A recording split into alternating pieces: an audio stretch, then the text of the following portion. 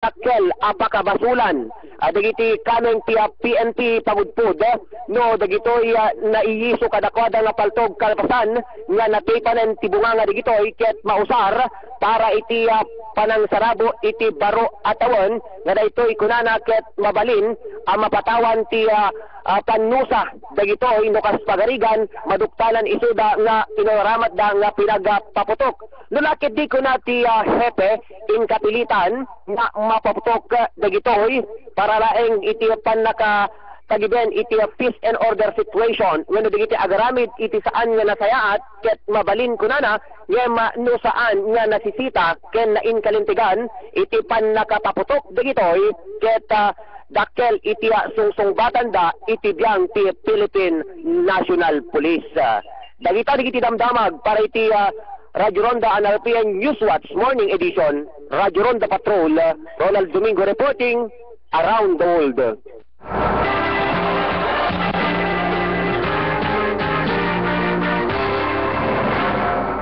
Mapatapatan nga nakarnap manen ni Girabi iti may isang motorsiklo na dati kat nakaparking iti paset ti barangay 19 along Rizal Street ti siyudad da iti Lawag. Nag-report iti kwerpo ti pulisya ni Jonel John Coloma agtawan do puro ket siyam kan taga barangay 23 ti siyudad da iti Lawag. Idirabi kunana ket tagarup pa oras ti alas 11:30 in parking na datay ti Honda Wave 125 na iti Rizal Street iti paset ti barangay 19 ti siyudad da iti Lawag. Iti agarup pa alas 12:40 subyanan na datay ti nadagkamat motorsiklo na ng wanen iti subyanan na patyen na nga dagiti dati ket tinakaw datay digiti mannanakaw ti motorsiklo ti motor datay ket ti aglalalo datay kadagiti responsable datay ti panagkarnap dati ket nagbalin datay kas future reference iti biyang ti Philippine National Police iti siyudad ti Lawag.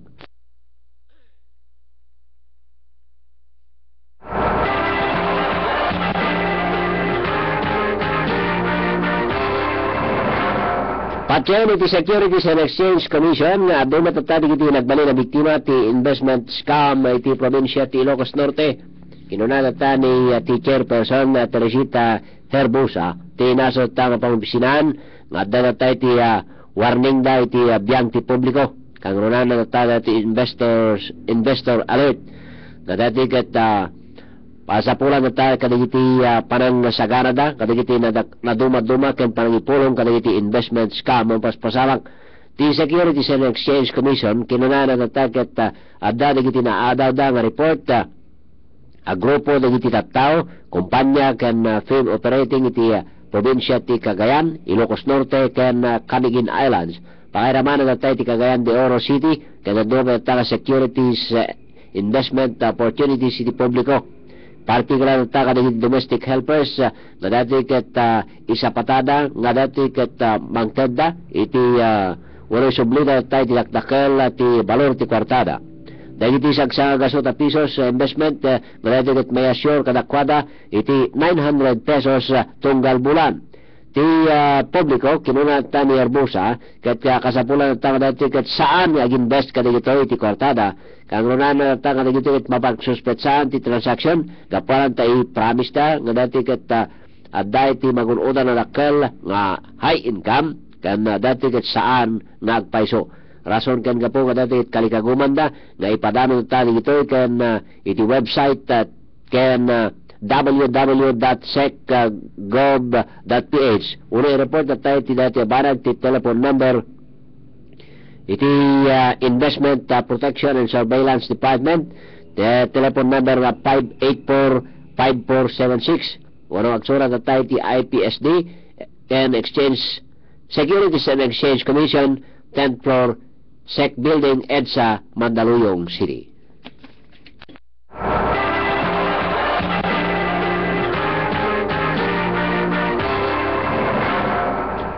Kabayatan na, imbes nga idikalman na hilodod na tayo ti Enero 8, 2013, ti turnover the outgoing Police Senior Superintendent Marlo Chan ken incoming Police Senior Superintendent Manolito Labrador.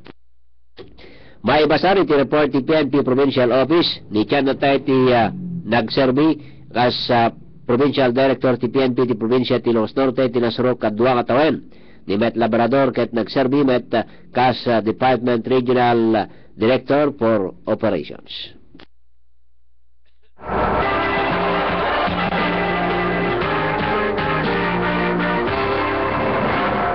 Napasabak man iti sabali pa grass fire iti siyudad da iti lawag pa particular ti sitio Kalsit, barangay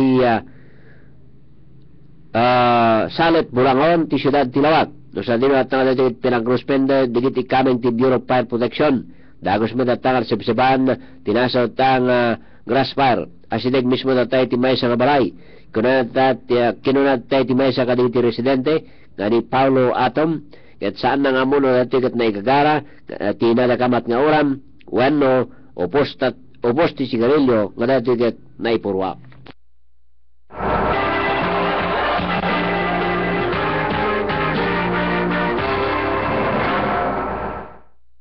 Kabayatan na umabot ti isang agasot aribo nga pisos ti naigatang na tayo ti agas para kanigiti umili iti ili ti Pasukin, Ilocos Norte.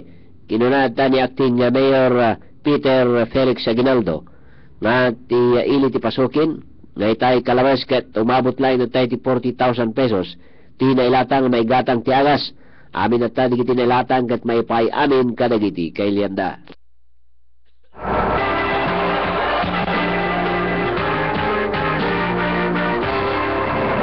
Maparitan nga agpalibang dagiti inmates iti Ilocos Norte Provincial Jail. Kinunata ni OIC Provincial Jail Warden Dario Estamillo iti laeng ramidan da ket into no New Year ket datoy parang sarabo iti babayan da tayo ti uneg ti selda ket iti panagbatingting ti kaserola, kaldero ken kas pangringgor laeng da tayo ti panawen ti barutawen tunggal selda ket adda ti saganada.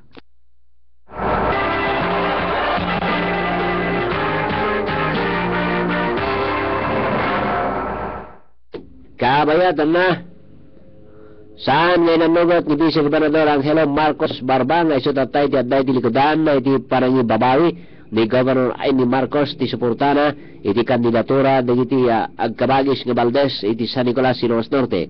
Da Mayor Boying Valdez ken Vice Mayor Marites Barret para itatay ti kinamayor ken Vice Mayor ti 2013 eleksyon. Kinunata ni Vice Gobernador nga dati ket sinuportaran na idi pay kas insapatana ti mayor. Ngayon iti paragbali na tayo ti suportanan ti gobernador kat gapot na tayo ti may pagarup nalimod dagiti Valdez. Inawat mo na tayo ti kapsat ti saan na tayo dati kat parang suportar ti gobernador kadakwada. Taeng kunana kat awan iti makunang dati kat sikreto da.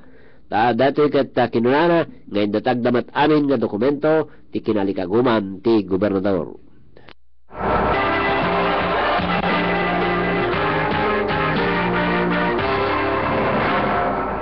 Pakamatata ni City Jail Warden Hermine Hildo Rivera iti siyudad Tilawag na iti koperasyon digiti balod iti third time search kadagiti balod natunod na tanga grampa laksid data iti kinalalaki da gapuan na dati ket kunan na dati ket maka na make upan da ken dati ket arig da taglanglang nga babay naman ngumabot at tayo sa kapulog at 5 nga barako nga balod iti makiparticipar ti datoy iti agdama ti pakabuklan na tayo iti balod iti Ilocos Norte Provincial Jail uno iti Lawag City Jail ket 107 iti balod siya mapulog at 5 kadigitoy ket lalaki.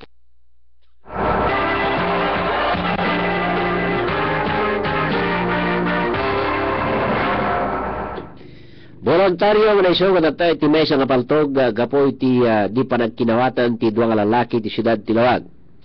Inyendorsar ta digiti kaming ti Philippine National Police ti siyudad Tilawag tinangalisan Police Center da Jefferson Baclig.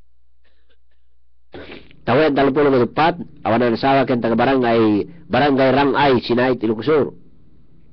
Kenagdama ta agdana ed iti paset ti barangay 46 Nalbo siyudad Tilawag ken ti nangisok na tayo di paltog ket ni John Scott sa Owen tawen 30 nem dati ket may nga US citizen nga magdama na ta ginday iti paset ti barangay 50 butong Lawag City. Kinunaan ta ni Jefferson Baklig nga agarop oras ti alas 10 sa idi rabi aday suna na tayo ti sinig iti pagkasaraan da Scout Patrick Owen kat dati may pagkabata pinaltugan na daytoy ngam saan nga napuntaan. Kinunaman ta ni Scout Patrick Owen na dati nag-warning shot line iti biyang na ni Baklig gapuan na tayo iti gandat na nga dati bakalen iti kaserada iti rabi iti panag-responde iti kaming ti PNP. Karaman na tayo ni Police Superintendent Melvin Napiloy na voluntaryo na tayo soko ni Scott Roderick Owen ti Glock G17 9mm pistol at daan na tayo ti sangapulong at limang bala yan may isang empty shell. Naimbitaran na tayo ti PNP headquarters kinulit na tayo ti live-in partner na ni Suerte Bagawisan at tawan talupulo kanta barangay 9 Aglipay Batak City na dati kita nangipakita ti license firearms ti paltog dati kita nagbalin nga for future reference.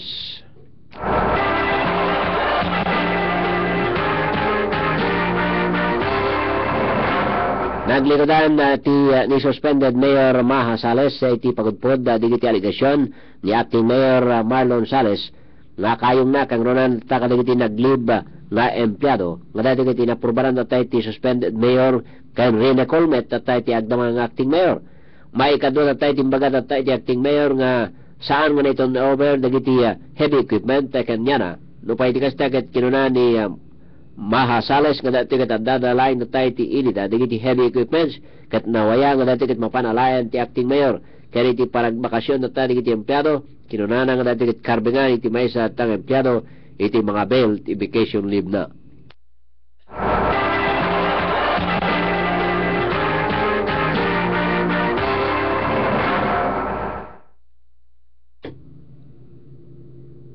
Kabayatan na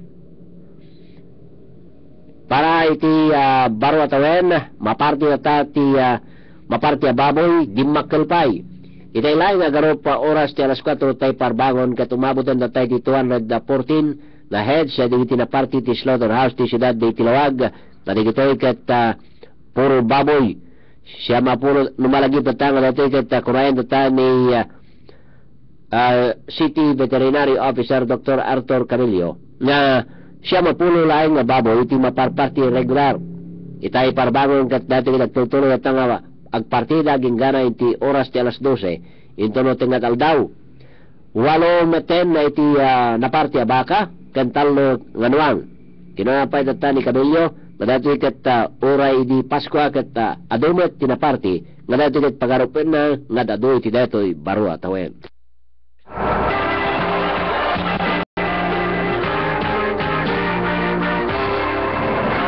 Kamay tanay ibedeng ti Damag National.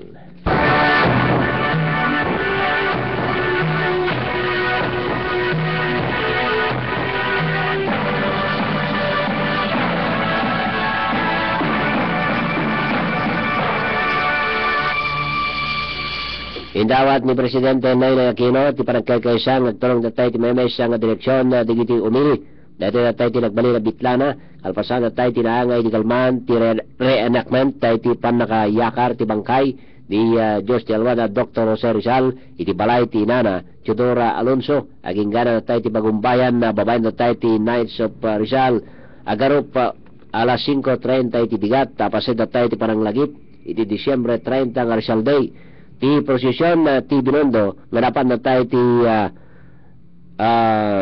mismo natang luneta tinabunan na tayo di government officials malagip natang natin ket pinahiring squad na tayo di Espanyol ni Rizal maabutan na tayo di 116 nga tawen idi papatayan da ni Rizal nalimad natang na itabon na tayo di bangkay ni Rizal iti Paco Park kalpasan nga napapatay sakbay natang natin ket inala ti pamilya tinaso nga bangkay anim nga sugal na isardeng na tayo di kalman kas pamadaya ti papatay di Banwar ti Pilipinas, Dr. Jose Rizal.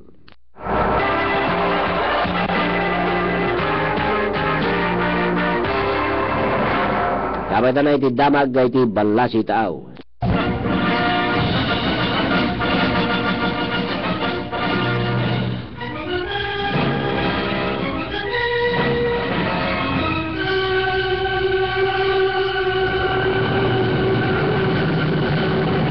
Ginasgasot nga pasahero datay ti duang luxury cruise ships.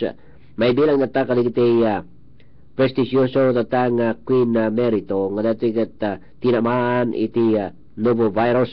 Second nata iti Conrad Cruise Line nga isuna nata iti aking kuka ti naso datang Queen Mary II nga iti agdamakat sangapulog at siyam nata kaligiti pasahero ti adan nata iti active symptoms ti nasa norovirus. Basa na tayo iti US Centers iti Disease Control and Prevention. Agarop 194 na tayo iti pasahero iti nadakamat nga cruise kayan sangapulog at mesa kalig iti crew kaya't nakapitan iti naso nga virus.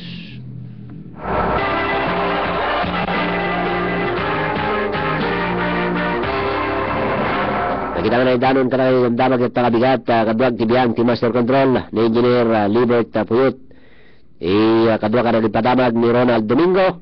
Rene Lagadon reporting. In 1970, RPN started the first TV newspaper program in the country. Informative, straightforward, unbiased, and trusted for years. It remains the longest-running English newscast on Philippine television. The RPN Newswatch with RPN Newscast, Monday to Friday, here on RPN.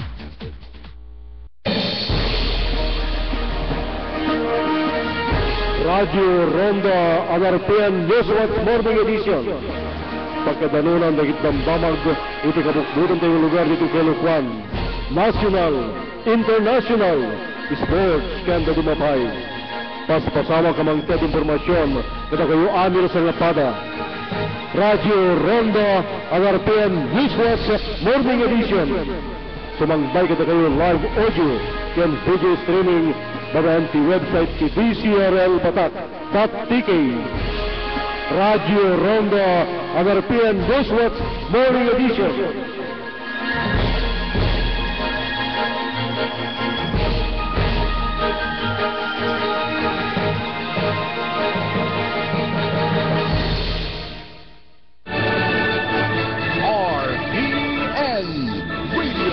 Philippines Network, Radio Ronda, DCRL Batak, member kapisanan ng mga broadcaster ng Pilipinas.